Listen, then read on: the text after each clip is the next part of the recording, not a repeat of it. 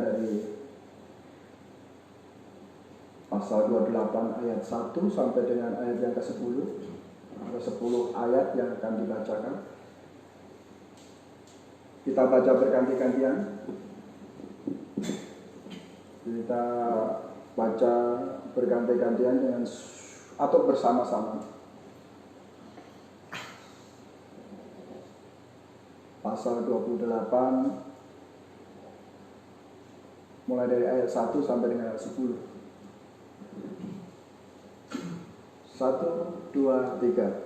Setelah hari Sabat lewat menjelang menyingsingnya fajar pada hari pertama minggu itu, pergilah Maria Magdalena dan Maria yang lain menengok kubur itu.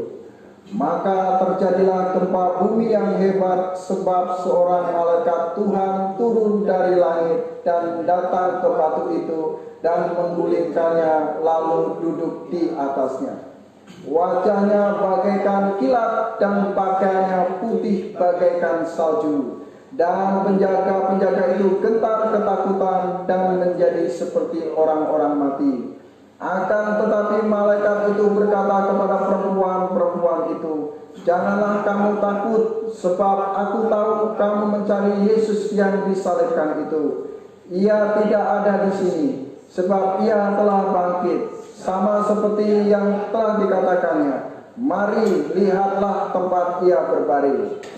Dan segeralah pergi dan katakanlah kepada murid-muridnya bahwa ia telah bangkit dari antara orang mati. Ia mendahului kamu ke Galilea. Di sana kamu akan melihat dia, sesungguhnya aku telah mengatakannya kepadamu." Mereka segera pergi dari kubur itu dan takut dan dengan sukacita yang besar, dan berlari cepat-cepat untuk memberitahukannya kepada murid-murid Yesus.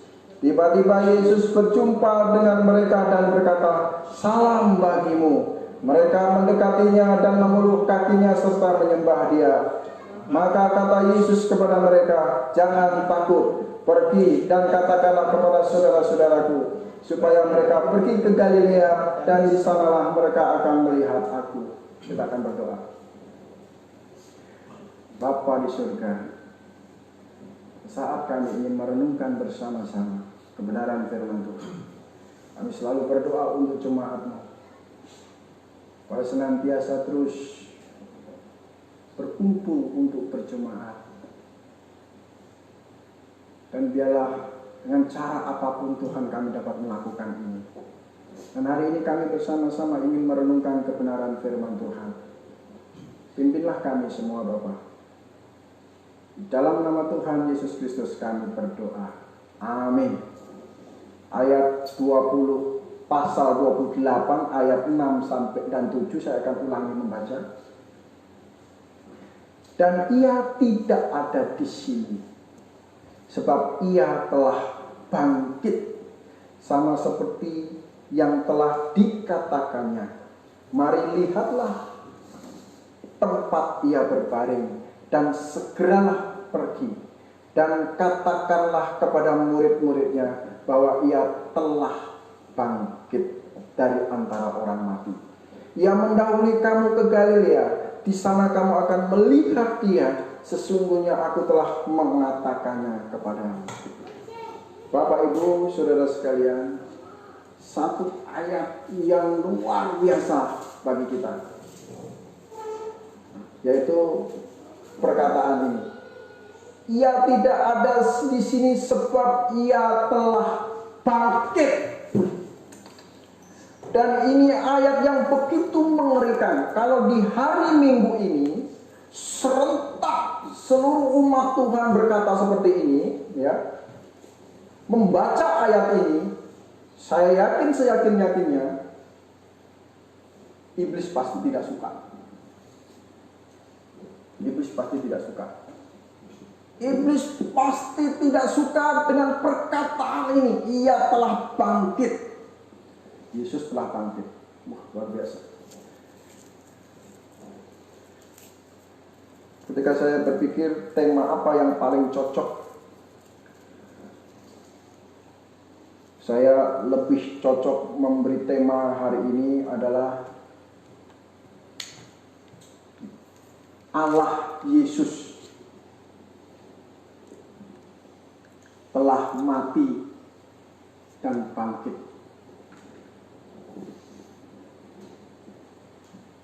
Jadi saya tidak hanya berkata Yesus mati dan bangkit, tetapi Allah menjelma menjadi manusia, Yesus mati dan bangkit. Wah, ini supaya jelas. Oleh sebab itu, untuk melihat judul kita ini, membelah judul kita ini, dan kita mau menggali judul kita ini, maka saya akan sebutkan beberapa ayat di dalam Perjanjian Lama bahwa Allah itu harus menjadi manusia. Bapak Ibu Saudara sekalian, jangan kita takut-takut kita bicara Allah bisa menjadi manusia. Sepertinya kayak seperti sesuatu yang mustahil. Itu pikiran yang dipenjarakan oleh iblis. Allah harus menjadi manusia. Itu yang harus kita pahami bersama. Kenapa bisa begitu?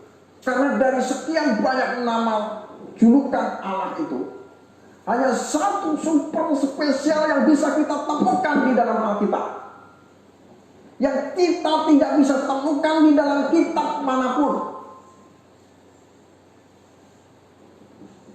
Yaitu apa?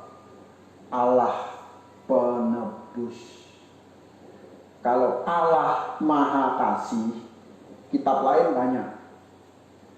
Allah Maha Kuasa, kitab lain banyak.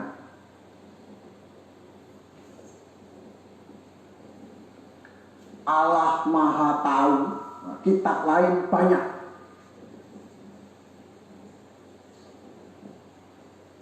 Tapi kalau Allah penebus,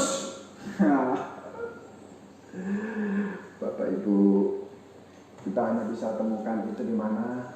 Di dalam Alkitab. Sekali lagi, Allah penebus.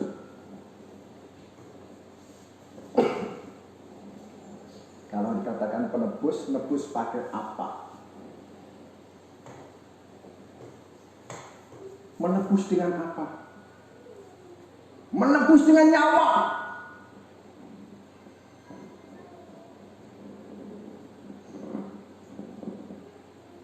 Harus hidup dulu jadi manusia dan mati.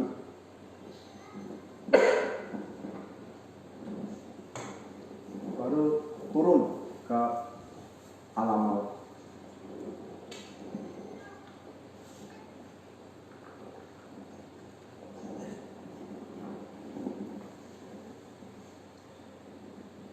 Jadi Allah kita ini spesial, super spesial, Allah penebus.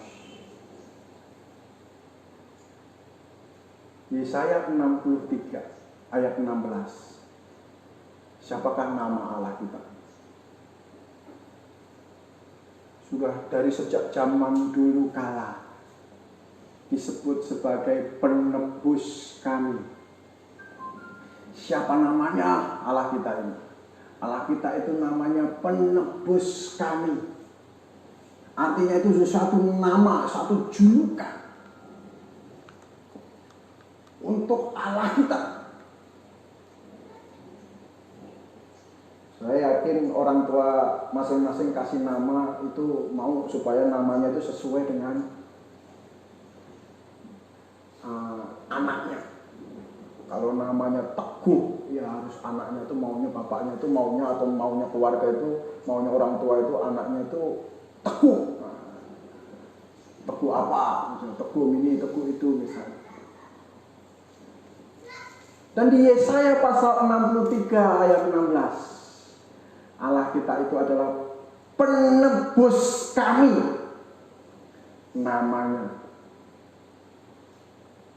Namanya disebutkan orang penebus kami, penebus kita,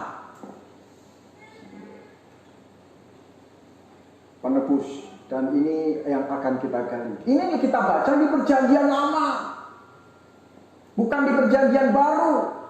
Kalau di perjanjian baru, nanti orang berpikir, kamu bacanya itu mah kitab Injil itu kan buatan murid-muridnya yang ini aja. Kitab Injil yang asli sudah dibakar sama murid-muridnya. Ya bolehlah kamu ngomong begitu. Coba dong perjanjian lama. Ini kita buka perjanjian lama. Perjanjian lama ini konsepnya, Allahnya itu adalah penebus. Allah Maha Kasih, Maha Tahu, Maha Kuasa, Maha Adil, bijaksana dan sebagainya. Itu adalah nama-nama yang di dalam kitab lain pun dapat ditemukan. Tetapi yang super spesial di dalam Alkitab adalah Allah penebus. Saya ulangi lagi, Allah penebus, saudara. Bapak Ibu Saudara sekalian, ini super spesial. Allah penebus. Itulah sebabnya saya akan baca beberapa ayat di dalam perjanjian lama supaya kita tahu bahwa di dalam perjanjian lama itu mengarahkan kita penggenapannya kepada Kristus sebagai Allah penebus.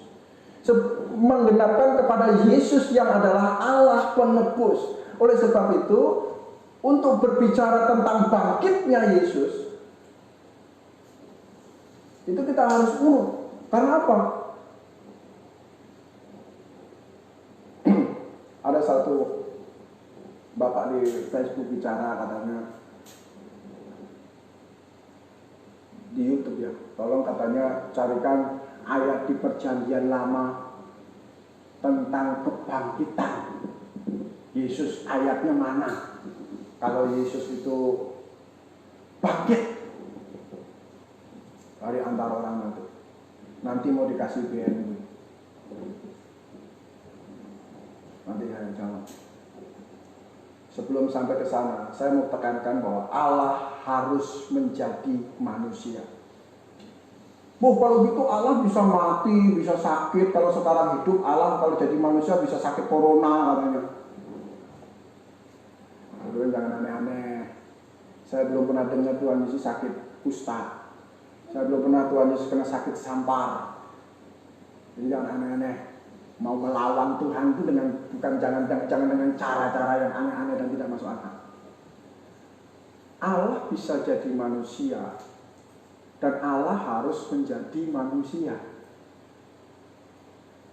Di mana itu ayatnya? Di mana ayatnya?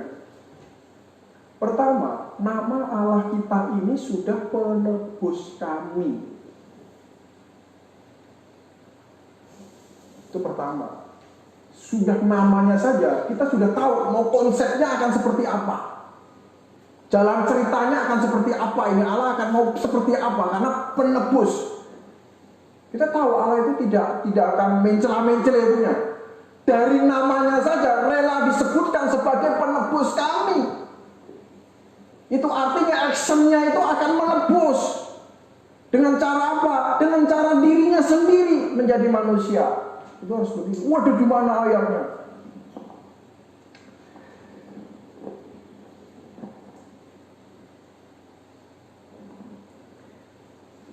Bapak Ibu, kalau kita mau merenungkan nama Immanuel, itu ada di Yesaya pasal 7 ayat 14. Kata Immanuel itu dari dua kata, Imanu dan El. Saya jelaskan di sini lagi, Imanu dan El ini punya arti yang super spesial.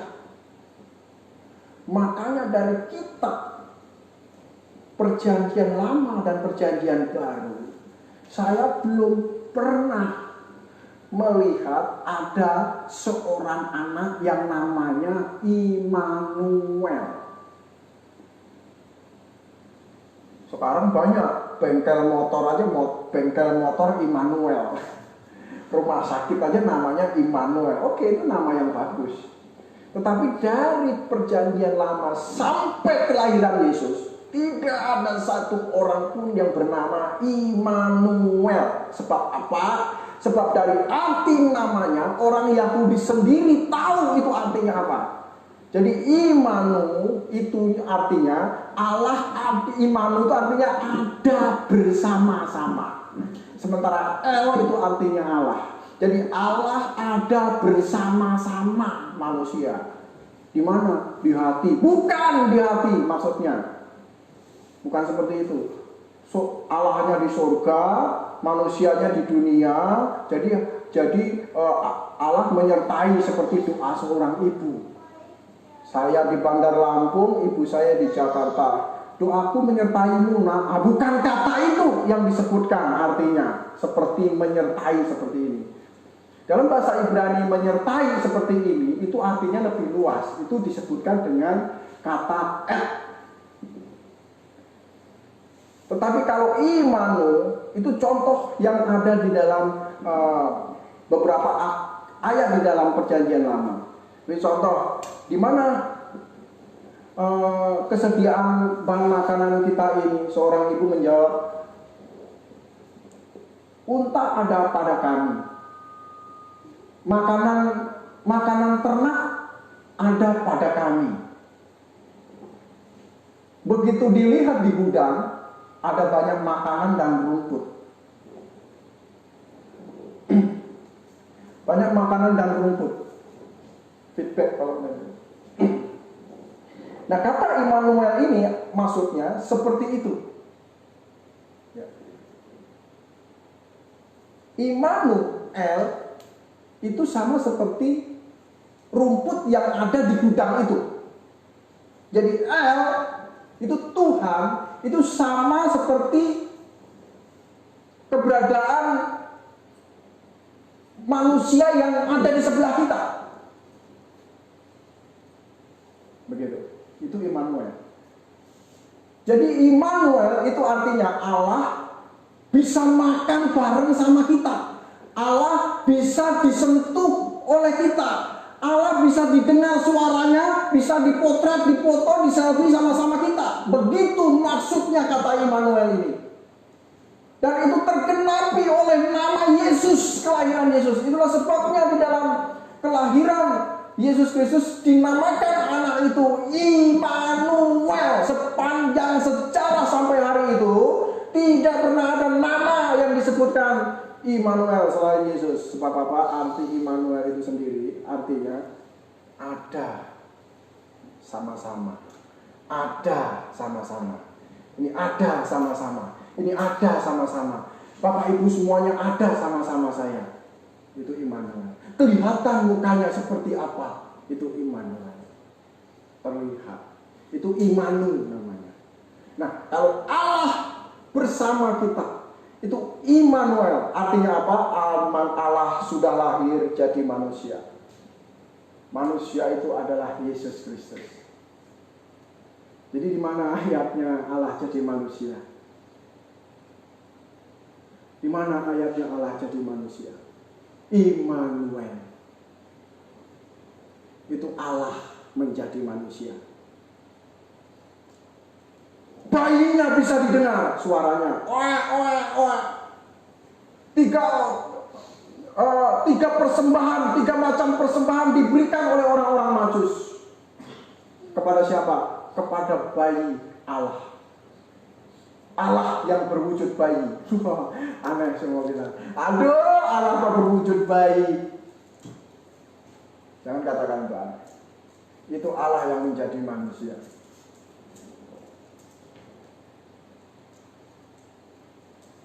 Boleh dikatakan aneh, tetapi itu super ajaib. Dan itu adalah iman kita. Setelah lahir, mengajarkan pengajaran-pengajaran tanpa kompromi, tidak bisa disogok, itu Tuhan kita. Mengajarkan kitab-kitab perjanjian lama dengan tulus. Sebab apa? Loh kok Tuhan Yesus sendiri ngajarin kitab perjanjian lama? Karena itulah kitab yang dari Tuhan. Tuhan tidak akan mengajarkan ilmu-ilmu yang lain dari itu. Dia berikan contoh pengajaran-pengajaran yang luar biasa dan benar. tanpa kompromi. Kalau sekarang orang mengajarkan begitu dikira apa Bapak? Dikira sok benar, dikira sok menghakimi. Orang Tuhan aja dikatakan begitu, kamu menghakimi ya?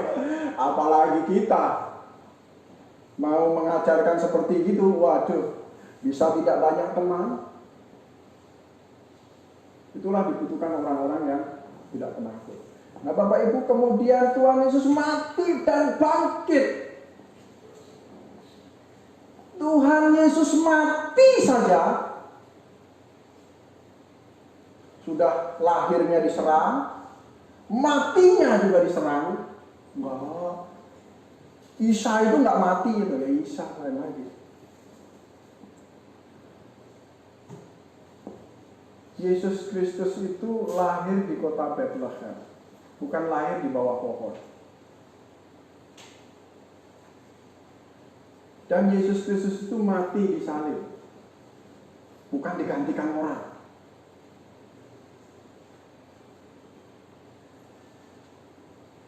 Tuhan Yesus tidak digantikan orang. Tuhan Yesus betul-betul mati di salib. Setelah itu ada sejarawan yang bukan orang Kristen, namanya Flavius Josephus, menulis buku dan memberitakan sejarah itu memang ada. Yesus mati di salib. Itu saja diserang orang kematiannya. Katanya bukan dia lagi digantikan orang. Katanya. Ada yang bilang Tuhan Yesus itu nggak mati di salib, itu koma. Tidak ada koma. Katanya Tuhan Yesus koma. Nggak mati di salib.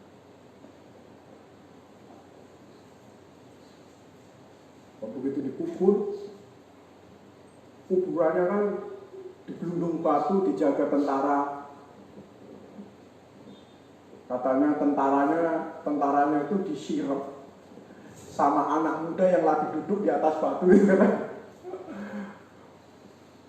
Waktu saya kok bisa itu waktu itu Tuhan Yesus ini apa dijaga tentara? Itu kan anak muda itu yang di atas batu itu yang bantuin katanya. Waduh, kok bisa sama begitu kamu dong ini? Itu seorang malaikat yang memberitahu kepada murid-muridnya bahwa Yesus sudah bangkit. Itulah ayat yang baru saja kita baca di Matius pasal 28 ayat 6 dan 7. Bapak Ibu saudara-saudara sekalian,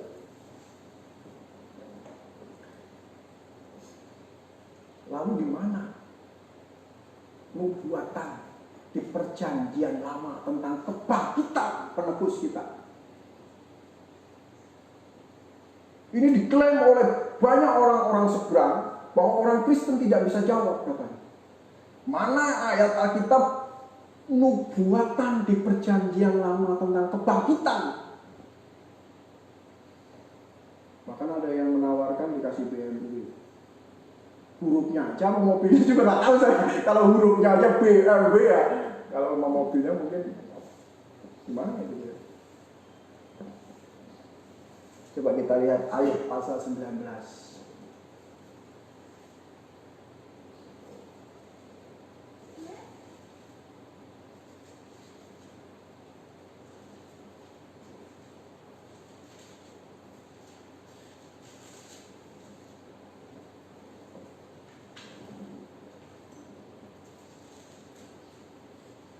Ayub pasal 19 ayat 25.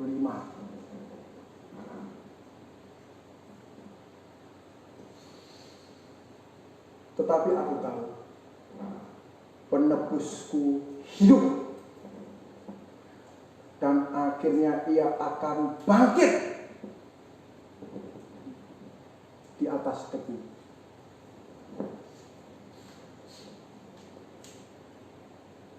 Saya ulangi, Ayub 19 ayat 25. Tetapi aku tahu penebusku hidup dan akhirnya ia akan bangkit di atas tebu.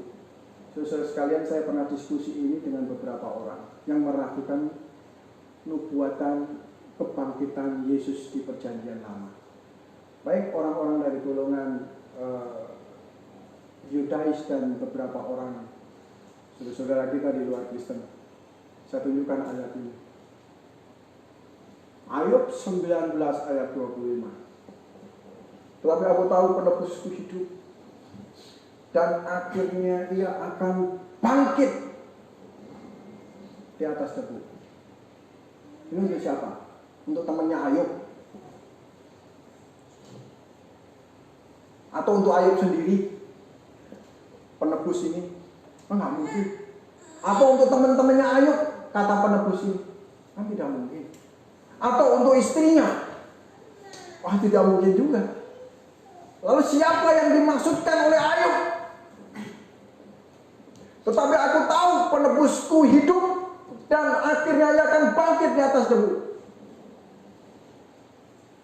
Oh, ini adalah Allah yang menjadi manusia, yang diimani oleh Ayub dan dilambangkan sebagai domba korban. Domba korban itu adalah penebus kami kelak akan hadir. Maksudnya begitu. Itulah sebabnya Yohanes Pembaptis berkata, lihatlah anak domba Allah yang menghapus dosa dunia. Itu ditujukan untuk Kristus, untuk Yesus. Itu adalah domba yang disembelih oleh Ayub. Ketika Ayub berkata, penebusku hidup, ia telah bangkit dari debu. Disembelih oleh Bapak Abraham, disembelih oleh Ishak, disembelih oleh Yakub, disembelih oleh orang-orang percaya di perjanjian lama. Mereka itu berkata, itulah Mesias yang akan disembelih seperti ini nanti. Dan sekarang melalui Yesus Kristus yang mati di salib, betul-betul mati di salib, tidak digantikan orang, dan bangkit, betul-betul bangkit, tidak dicuri mayatnya oleh orang, betul-betul dia bangkit. Kapan itu bangkitnya? Hari ini, hari pertama di minggu itu. Itu dia bangkit. Luar biasanya di mana? Bapak Ibu, kalau Tuhan Yesus sudah bangkit, di kebangkitannya itu ada satu fenomena, di mana bait suci itu tabir bait suci itu terbelah dua. Orang-orang kudus bangkit. Luar biasa. Itu ada satu kehebohan yang luar biasa. Dan di alam maut itu ada proklamasi dari Tuhan. Pada saat dia mati disalib dan turun ke alam maut, di alam maut itu ada proklamasi dari Tuhan. Yaitu apa? Hai maut, di mana sengatmu? Hai maut, di mana kemenanganmu? Tuhan Yesus menggantikan hukuman yang seharusnya kita tanggung itu bukan di kayu salib, tetapi di alam maut. Dan di alam maut itu Tuhan memproklamasikan,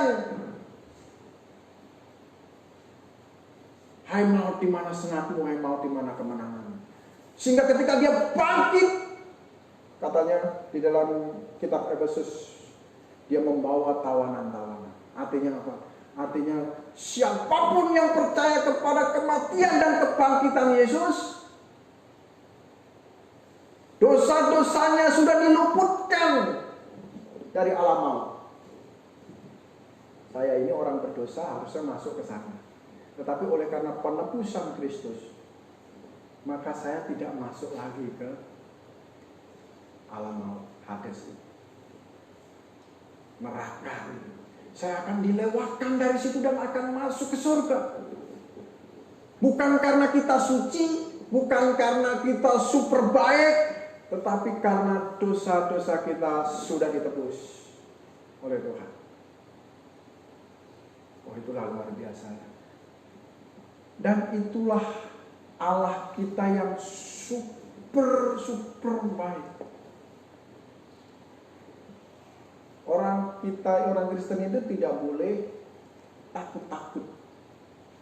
Kalau kita berani berkata Allah kita ini, Yesus itu juru selamat, itu kita juga harus clear sampai ke perjanjian lama, yaitu Allah harus menjadi manusia.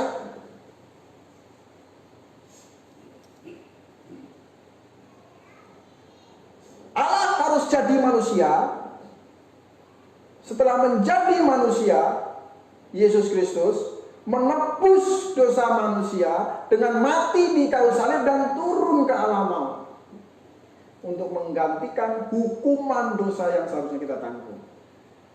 Tuhan Yesus bangkit. Kalau nggak bangkit-bangkit, celaka. Tuhan Yesus bangkit. Itulah momen kebangkitan itu dicatat di dalam kitabnya kita, Alkitab ini. Kebangkitan itu. Dan itu memenuhi semua nubuatan di dalam perjanjian lama. Itulah sebabnya orang-orang percaya ada jaminan pasti masuk surga. Ada jaminan pasti masuk surga.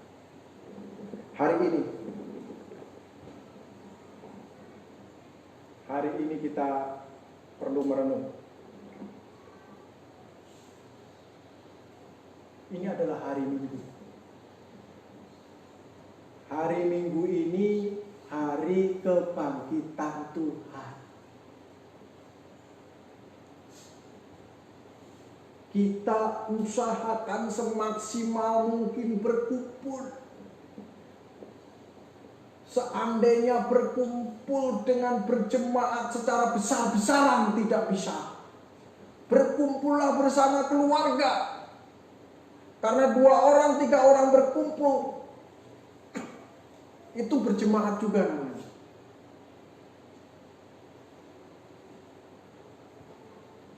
Sekarang ini gereja-gereja Tuhan sudah super kacau. Super kacau. Mimbar ditutup. Barangnya begitu. Itu harus merenung. Mengapa bisa begitu? Sekarang gereja-gereja Tuhan banyak yang mengalihkan pertemuannya dengan secara online. Tantangannya lebih berat. Saya tidak mau GBA Philadelphia jatuh ke sini. Tantangannya begitu berat. Jadi kalau dilakukan secara online, itu kita harus super konsisten. Kenapa? Kalau di acara jemaat biasa aja kadang-kadang ada yang terlambat. Bagaimana mau diadakan online? Minggu pertama mungkin sudah siap. Minggu kedua pengen nonton siaran tunda. Minggu berikutnya siaran tundanya ditonton hari Senin aja. Minggu berikutnya ditontonnya hari Selasa saja. Hari Rabu, hari Kamis. Minggu berikutnya lagi itu tontonnya double. 2 minggu sekalian ditonton sekali. Kan masih ada di situ terus, di Facebook terus. Jadi dalam 1 minggu, 2 minggu, atau bahkan sebulan sekali dia baru nonton secara siaran tunda semuanya itu. Lama-lama bisa kacau juga.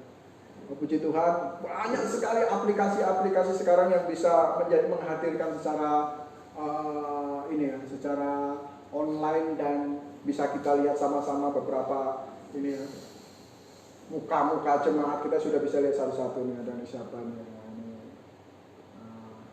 Kita sudah bisa lihat semuanya. Bapak Ibu jemaat sekalian, tengah kondisi seperti ini, konsistensi harus kita jalankan. Hari Minggu itu adalah hari kebangkitan Tuhan. Jangan pernah dilupakan. Disitulah dipakai momen oleh para rasul. Momen para rasul untuk berkumpul. Bisa saja berkumpul di hari apa saja bisa. Tetapi momen para rasul berkumpul di hari pertama minggu itu. Mereka tidak mengambil momen di hari Sabtu atau Sabat. Para rasul memilih momen berkumpul di hari pertama minggu itu, yaitu hari Minggu. Hari ke-7 itu hari Sabat. Hari pertama itu hari Minggu. Hari kedua itu hari Senin. Jadi hari pertama itu hari Minggu. Dan itu dipakai oleh para rasul sebagai momen untuk berkumpul berjemaat.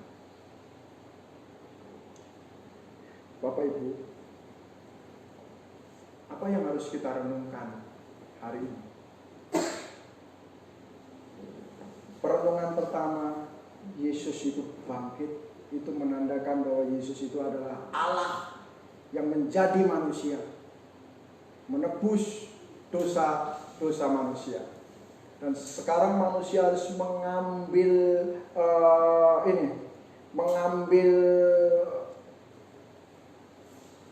Alkitab untuk dibaca, harusnya begitu. Kebenarannya di mana?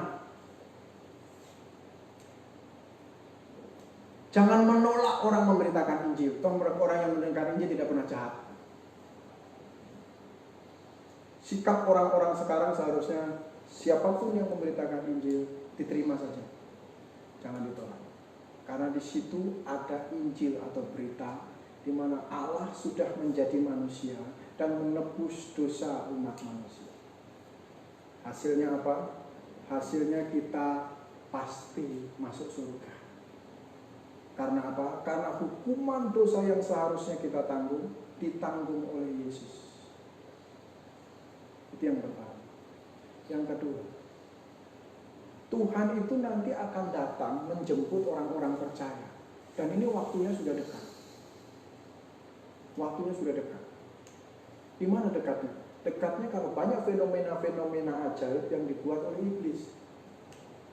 Dentuman keras, tahu dari mana, gempa bumi apa semua, pokoknya ada tanda-tanda ajaib yang dibuat oleh iblis semakin dahsyat nanti. Ada lagi api keluar sendiri dari langit lah dan lain sebagainya, itu bisa saja. Supaya apa? Pada saat betul-betul manusia, anak manusia datang yaitu Yesus,